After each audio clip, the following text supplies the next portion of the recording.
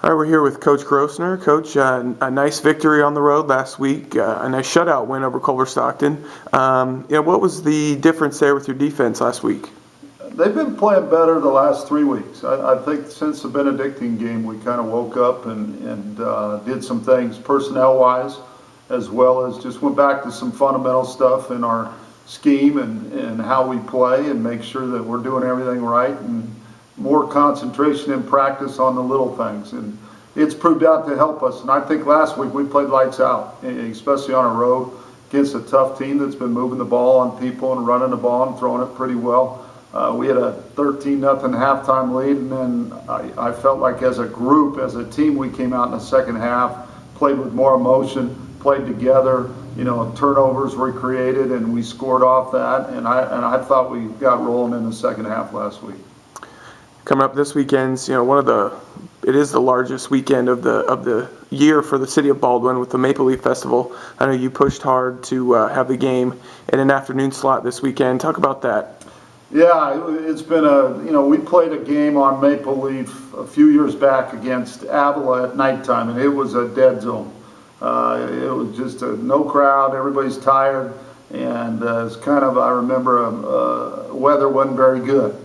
So I've been pushing, and I saw this on the calendar that, hey, we got Maple Leaf, we possibly could get a day game and be part of the festivities instead of being the aftermath.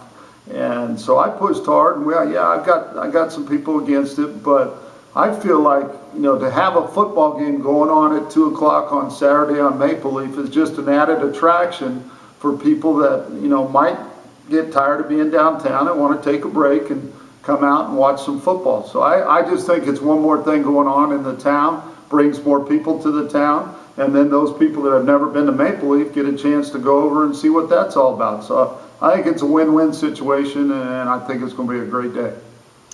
Central Methodist coming in, they've got a 4-2 record, same conference record as Baker with 3-1.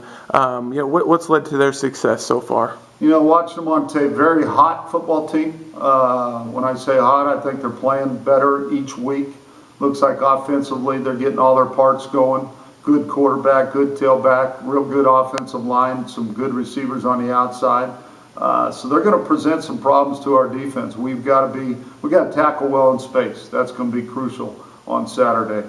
I also, know their head coach very well, and he's had a rough time of it this season and is going through some health issues. And I think they're playing it, which they should be, inspired football for that, for that man. He's a well-liked guy within our fraternity, and we hope everything's going well for him and his family.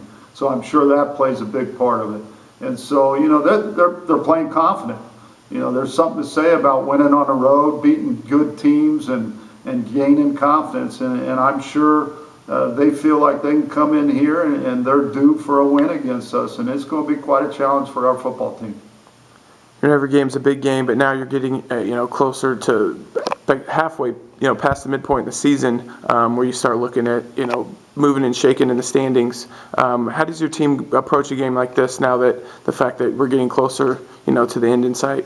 Yeah, each week in the Hack's a tough matchup anyway, but as you start getting recognized in the polls, everybody is after you, and every week now has a big game in it. There's a Benedictine Mid-America matchup this weekend. I think us and CMU's a big matchup in the standings.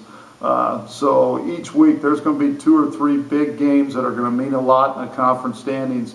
And this just happens to be, in week 7, a huge game for both teams.